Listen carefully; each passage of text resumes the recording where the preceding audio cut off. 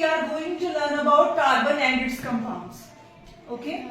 We all know how much carbon is important to us. ठीक है? Carbon is very much important and आप कोई भी चीज, ठीक है, डेली लाइफ में यूज करेंगे तो सब में कार्बन होता है। आप किसी चीज को जब बर्न करते हैं, ब्लैक स्मोक निकलता है, ठीक है, राख निकलती है, कोक है, आपको पता है वो सारी जो फॉर्म्स है वो कार्बन है। कहीं भी कोई गैस निकल रही है, कार्बन डाइऑक्साइड है, कार्बन मोनोऑक्साइड है, सब में कार्बन है। तो वो जो कार्बन है बहुत इंपॉर्टेंट है हमारी लाइफ में। और आपको पता ही है हमारे एटमॉस्फेयर में percentage of carbon is 0.02%। Percentage काफी लो है, पर फिर भी जो कार्बन है बहुत इंपॉर्टेंट है। वो कैसे इंपॉर्टेंट है और क्यों इंपॉर्टेंट है, हम वही इसमें देखने वाले हैं। तो सबसे पहले हम बात करते हैं कार्बन। कार्बन नेचर क्या है कार्बन का? Is it a metal, non metal और metalloid? Non metal. Carbon is non metal. Sit down. And what is the atomic number of carbon? 6. Yes. Atomic number of carbon is 6 and electronic configuration कौन बताएगा? Yes, 2, 4. Electronic configuration is 2, 4, which means in K shell 2 electrons and in L K L 2 and 4. Sit down. तो दो shells में इसके जो electron है वो distribute होते हैं, ठीक है। तो फिर हम बात करेंगे कि क्यों, किस तरह से वो इतने कंपाउंड बनाता है, क्या रीजन है इसके पीछे। कार्बन की जो वैलेंसी है वो कितनी है? 4। कितनी वैलेंसी? वैलेंसी होती क्या है?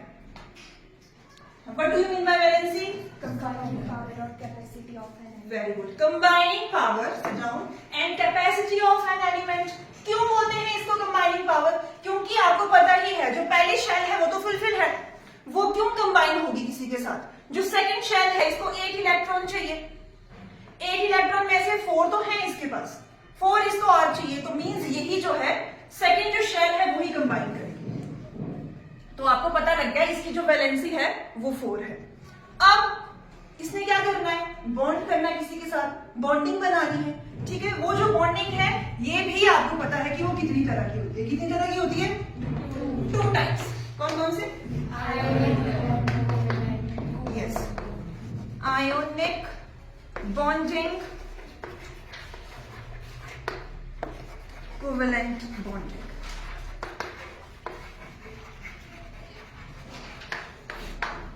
पहले हम बात करेंगे आयनिक बॉन्डिंग के बारे में। तो कौन मुझे बताएगा आयनिक बॉन्डिंग क्या होती है?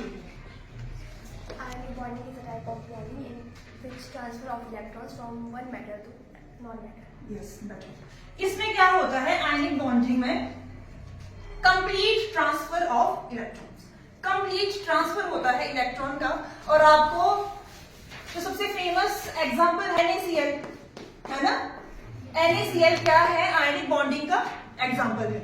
तो Na में कॉन्फ़िगरेशन बताएंगे मुझे Na की।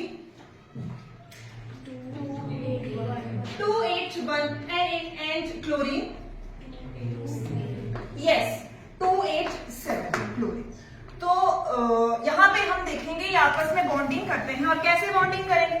आउटर मोस्ट शेल में यहाँ पे 1 इलेक्ट्रॉन प्रेजेंट है और इधर जो है 7 इलेक्ट्रॉन प्रेजेंट है। कंबाइन किसने होना है? वैलेंस शेल ने कंबाइन होना है, क्योंकि उसी के पास जो है वो कमी है। बाकी की जो 2 शेल्स हैं वो कंप्लीटली फुलफिल है। यहाँ पे हम देखेंगे जो Na है वो क्या करता है? 1 इलेक्ट्रॉन जो है वो लूज करता है और जो Cl है वो 1 इलेक्ट्रॉन गेन करेगा टू अटेन इट्स स्टेबिलिटी। तो इससे क्या हो गया? यहाँ पे पॉजिटिव चार्ज आ गया और Cl में नेगेटिव चार्ज आ गया।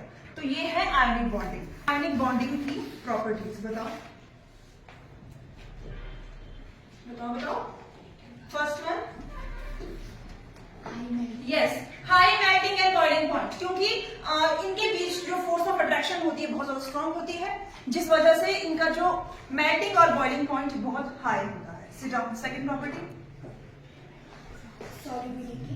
यस, सॉल्युबिलिटी, ठीक है। बैठो। Third point, It conducts electricity in molten state. Yes, molten state में वो इलेक्ट्रिसिटी कंडक्ट करते हैं, ठीक है। क्योंकि जो लिक्विड स्टेट है, मोल्टन स्टेट है, उसमें जो चार्जेस है वो इजीली ट्रांसफर हो हो जाते हैं और आपको पता है सॉलिड स्टेट में उतना इजीली नहीं हो पाता है। और last property they conduct electricity. ठीक है, तो ये है आयनिक कंपाउंड की कुछ प्रॉपर्टीज। और इससे जो बॉन्डिंग होती है या फिर हम बोले कंपाउंड बनते हैं बहुत ही ज्यादा स्ट्रांग होते हैं, उनकी भी जो स्ट्रांग फोर्स ऑफ अट्रैक्शन होता है। तो अगर कार्बन की ही बात करें तो कार्बन में कौन सी बॉन्डिंग होगी? कौन सी बॉन्डिंग होगी? कोवेलेंट बॉन्डिंग होगी। क्यों होगी? सबसे पहले मुझे बताएंगे कोवेलेंट बॉन्डिंग क्या होती है, डेफिनेशन बताओ। यस, हाँ जी, sharing of electron takes place in covalent bonding. इसमें क्या होगा, जो इलेक्ट्रॉन होंगे उनकी शेयरिंग होती है। तो यहां पे एक क्वेश्चन आता है कि वाई कोवेलेंट बॉन्डिंग? आयनिक क्यों नहीं करता है? जब आयनिक से जो बॉन्ड है या फिर हम बोले जो कंपाउंड है बहुत ही अच्छे बन रहे हैं, स्ट्रॉन्ग फोर्स है उसके बीच में, है ना, स्ट्रॉन्ग बॉन्ड्स बन रहे हैं, तो आयनिक बॉन्डिंग क्यों नहीं बना रहा है? ये कोवेलेंट बॉन्डिंग क्यों बनाता है? तो इस पे बात करते हैं जरा, ताकि आप समझो कि आयनिक क्यों नहीं करता है, ये कोवेलेंट बॉन्डिंग क्यों बनाता है। तो कार्बन Z6, ठीक है, और 2। अगर आयनिक की बात करें तो 2 केस होंगे बॉन्ड बनाने के, या तो इसको 4 इलेक्ट्रॉन गेन करने पड़ेंगे या इसको ये 4 इलेक्ट्रॉन लूज करने पड़ेंगे, है ना, 2 केस। सबसे पहले हम आते हैं लूज करने पर। मान लो ये 4 इलेक्ट्रॉन जो है वो लूज करता है, ये जो 4 इलेक्ट्रॉन है मान लो इसने लूज कर दिया। ध्यान से सुनना इस टॉपिक को। 4 इलेक्ट्रॉन इसने लूज कर दिए तो क्या होगा? 2 बच गया, ये स्टेबल हो जाएगा और ये बनेगा C4 कैटायन, जो लूज करता है पॉजिटिव चार्ज। ठीक है, C4 पॉजिटिव कैटायन। तो जैसे कि मैंने बोला, अगर ये 4 इलेक्ट्रॉन लूज करेगा तो ये स्टेबल हो जाएगा। पर आपको एक बात और पता है कि 4 इलेक्ट्रॉन लूज करना is not an easy task. 1 electron lose करने में भी बहुत ज्यादा एनर्जी लॉस हो जाती है और 4 इलेक्ट्रॉन लूज करना कोई कम बात नहीं है। तो इसलिए 4 इलेक्ट्रॉन लूज करना, ठीक है, ये एनर्जेटिकली पॉसिबल नहीं है 4 इलेक्ट्रॉन लूज करना, क्योंकि जो न्यूक्लियस है जो होल्ड करके रख रहा है शेल्स को, वो कैसे इतनी जो एनर्जी है लूज करने में कैसे वेस्ट करेगा? ठीक है, वो कर भी नहीं सकता। तो 4 इलेक्ट्रॉन लूज करना नहीं, ये जो है ये नहीं हो सकता है, तो लूज करके तो नहीं होगा। अब सेकंड केस देखते हैं, बाय गेनिंग। अगर गेनिंग की बात करें तो 4 इलेक्ट्रॉन लेगा कहीं से, तो क्या बन जाएगा? C4 A9. ठीक है, C4 एनाइन बन जाएगा। पर ध्यान से सुनेंगे, अगर इसने 4 इलेक्ट्रॉन लिए तो ये कितने बन जाएंगे? 8 बन जाएंगे ना, आपकी एल जो शेल है वहां पे 8 बन जाएंगे। और यहाँ पे 2 है, 2 + 8 10। प्रोटॉन कितने होते हैं कार्बन में? 6 प्रोटॉन पहले से ही है न्यूक्लियस के पास। ठीक है, 6 प्रोटॉन के साथ 10 इलेक्ट्रॉन उसको फिर से होल्ड करने हैं अपने पास। तो इसमें क्या हो जाएगा? फिर से बहुत ज्यादा एनर्जी उसको लगानी पड़ेगी, क्योंकि 6 प्रोटॉन पहले ही है, 10 इलेक्ट्रॉन और ऊपर से आ गए, क्योंकि पहले तो वो 4 को कर रहा था। ठीक है, आउटर मोस्ट शेल में वो 4 को कर रहा था, अब उसको 4 और जो है वो होल्ड करके रखने पड़ रहे हैं। तो उससे क्या हो जाएगा? ये भी नहीं ठीक है। दोनों ही केसेस में आयनिक बॉन्डिंग जो है वो नहीं बन रही है। 4 इलेक्ट्रॉन ना ही वो लूज कर पा रहा है, ना ही वो गेन कर पा रहा है। फिर हम बात करेंगे किसकी? Covalent bonding. आपको पता है, जैसे आपने मुझे बोला कि कोवेलेंट बॉन्डिंग में क्या होती है? म्यूचुअल शेयरिंग ऑफ इलेक्ट्रॉन्स होता है। तो कार्बन में क्या होता है? म्यूचुअल शेयरिंग ऑफ इलेक्ट्रॉन होता है। पर उससे पहले हम बात करेंगे सिंपल कंपाउंड्स की। सिंपल कंपाउंड से हम बात करते हैं कोवेलेंट। कैसे? पहले हाइड्रोजन को ही लेते हैं, ठीक है, 1 इलेक्ट्रॉन, ठीक है, एंड H2 इस तरह से लेविस डॉट स्ट्रक्चर। और हम देख सकते हैं, सिट डाउन,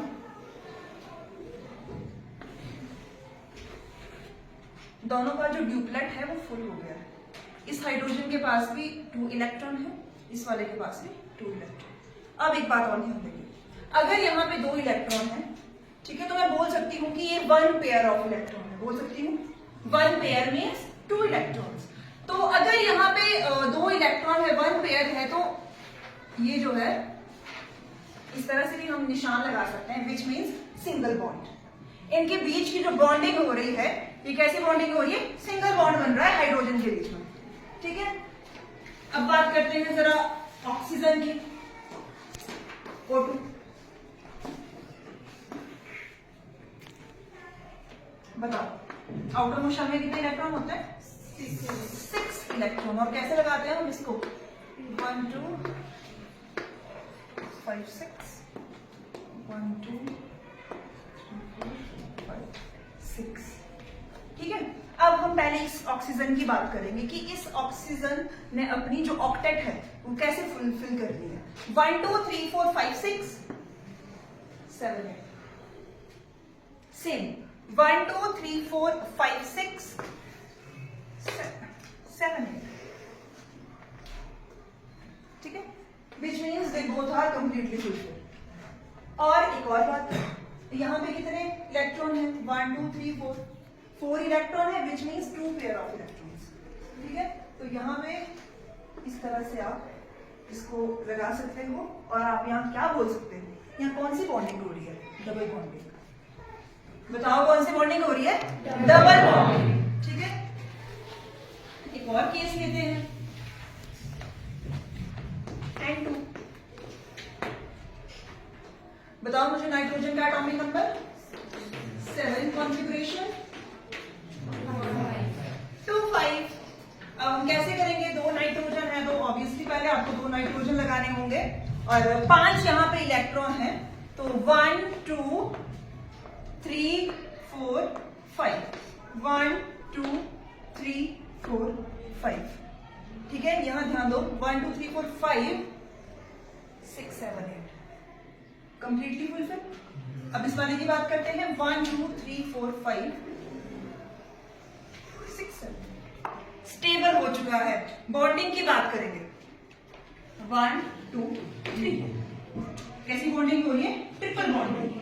कैसी बॉन्डिंग हो रही है? Triple bonding. तो हमने यहाँ पे अभी 3 बॉन्डिंग के बारे में पढ़ लिया है, सिंगल, बताओ, डबल एंड ट्रिपल बॉन्डिंग, ठीक है। तो ये तो हो गया। तो जैसे कि आपने चैप्टर की बिगिनिंग में ही पढ़ा था कि वर्सेटाइल नेचर ऑफ कार्बन, ठीक है। अब ये जो वर्सेटाइल नेचर है कार्बन का, क्यों सिर्फ कार्बन ही क्यों? बाकी भी तो है जिनके 4 वैलेंसी हो रही है, ठीक है। तो इसकी एक तो 2 प्रॉपर्टीज आती है। फर्स्ट वन इज कैटेनेशन, कि वाई कार्बन, ये क्वेश्चन भी आता है एग्जाम में, तो ध्यान से। कैटेनेशन एंड टेट्रावैलेंसी क्या मतलब है? कार्बन के पास 2 यूनिक प्रॉपर्टीज है, ठीक है, जो इसको बाकी एलिमेंट्स से अलग करती है। First one is catenation. Catenation होता है, catenation means self linking property of carbon. इसका क्या मतलब है? सेल्फ लिंकिंग मीन्स खुद के साथ ही लिंक हो जाना, खुद के साथ ही बॉन्डिंग बना देना। और कार्बन जो है बहुत लंबी लंबी जो है वो चेन्स बनाता है, इस तरह से खुद के साथ ही वो बॉन्ड बना देता है, क्योंकि टेट्रावैलेंसी है ना, मतलब 4 है ना उसके वैलेंस इलेक्ट्रॉन, तो 4 के साथ ही वो कंबाइन होके इस तरह से बॉन्डिंग बना देगा। और वो ऐसे नहीं कि वो स्ट्रेट ही बनाएगा, इधर भी बना देगा, ऐसे इधर कहीं भी जो है वो खुद के साथ लिंक हो जाएगा। तो समझ आया?